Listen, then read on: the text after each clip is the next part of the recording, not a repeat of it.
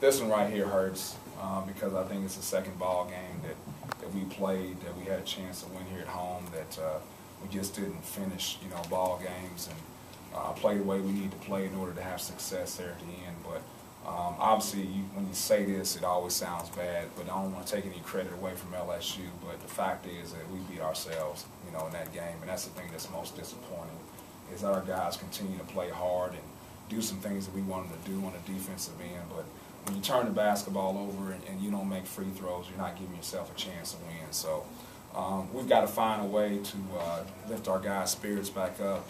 2 close ball games here at home that you lose, that you had a chance to win. But the most important thing is get our guys back and get them playing hard. Rick, Gavin was pretty frank about that last time out. He said Coach told us to stop the basketball and stop Dickey, and we didn't listen. Is that more or less how you saw that go down? Well, I don't know if they didn't listen. I think more so than anything that Raquez is supposed to be the shadow guy to kind of keep him from getting loose, and Trevante is supposed to be in front of him, and I think they got kind of crossways when he crossed the court. And Hickey's a good player and made 2 plays at the end that won the ball game for him. So, you always second guess yourself whether you want to call a timeout or not in that situation, because if you call a timeout, everybody questions like you're giving LSU a chance to set it up.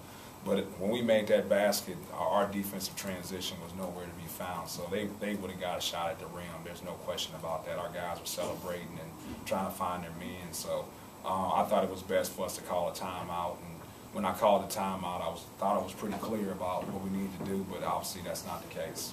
The free throws there late, I guess by my count, was missed 10 of the last 13, and how much of a factor? Obviously played quite a bit in it. It was the factor. Yeah. We missed 8 straight down the stretch, so yeah, it was the factor. The guys just getting tired of the legs, with the pressure getting to them, or any idea what you think it is? If I could answer that, then I'd be a free throw coach and not coach at all. I just go around the nation solving those problems. So I can't answer that for you. In the last 2 games, really a strong defensive first half, and second half, obviously, the other team finds something. I mean, I don't know if there's a common theme there of what's gone wrong. Well, I think the common theme is the fact that they start pressuring us, whether it be like in a man-to-man in the half court or some sort of repress, and we don't handle it very well, when teams are down, they're going to do 4 things. They're going to pressure you more on the defensive end, and on the offensive end, they're going to set more ball screens to drive, going to penetrate and drive, and they're going to crash the offensive rebounds really hard. So our guys are aware of those things because, like, when teams get down, they start doing some things as far as like trying to cause turnovers so they can play offensive basketball in transition. So, it's not that our guys aren't aware of it, it's that they're not handling it very well. So we got to find a way to come out in the second half and play with that same life and energy in the second half that we did in the first half. But more so than anything, I think our guys are so worried about like the pressure and the press, and we don't just play basketball. I think we're really out of sorts on the offensive end, because offense is really just about rhythm, and people are knocking us out of our rhythm at this point in time in the second half. Speaking of that press, you just feel like the guys still trying to learn some things on how best to handle it? Yeah, I think that too, but you're so worried about, like, if you go make a play and you turn the basketball over, you become passive. So you got to find the right medium of, like, still attacking in the press, but also not turning the basketball over. So, I think we can't find that medium right now, and part of it, I shouldn't say part of it, a lot of it has to do with it. We have 0 experience, in that backcourt besides Jalen. What do you think of Gavin's night, especially going up against a guy like O'Brien, seemed to hold his own? Well, I think Gavin's just turning the corner as far as I continue to become a better basketball player. He's going to be a guy, when it's all said and done in the SEC, that's going to be a problem for the other team. They're going to have to double him in the post or come down and dig in the post or do something because he's just too big and strong. He's a freshman right now, and he's doing those things. So imagine what he's going to be like when he's a junior, when he's got some savvy post moves and understands some things. So, if we can get the ball to Gavin, that's our problem sometimes. We can't get the ball to him. But if we can get the ball to him, I feel pretty good about our chances. Do you worry about losing this team right now, or do you feel like this is part of the process?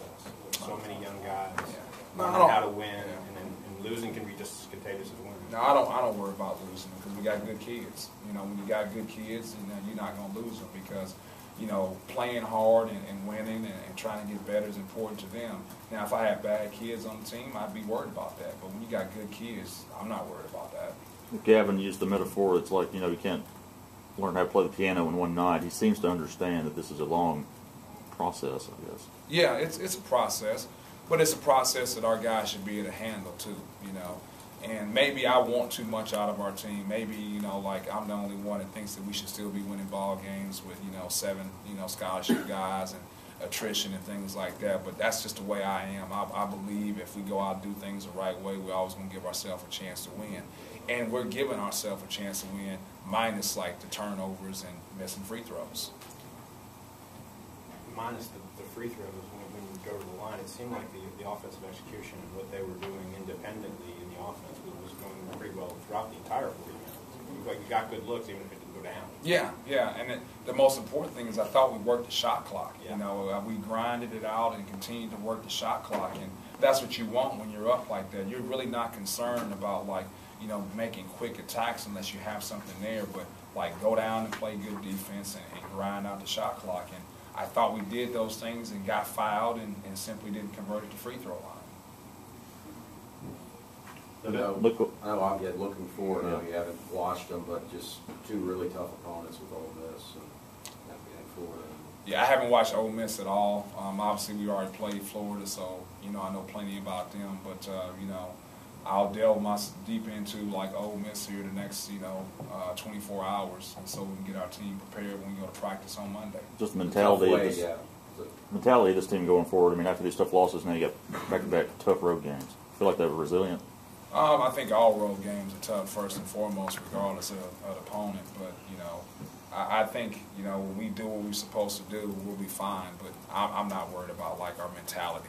You just got to go play basketball. See, if you start worrying about the whole, we're breaking things down in parts. So, I don't know much about Ole Miss, but we probably can't let Marshall Henderson get free at the three-point line. We probably got to block those guys out and make sure those guys don't get free running in and getting offensive rebounds. So, if you start focusing on the little things, then you get the whole part. But if you start looking at things, it's just too encompassing, worrying about the whole. So we just going to worry about it part by part by part.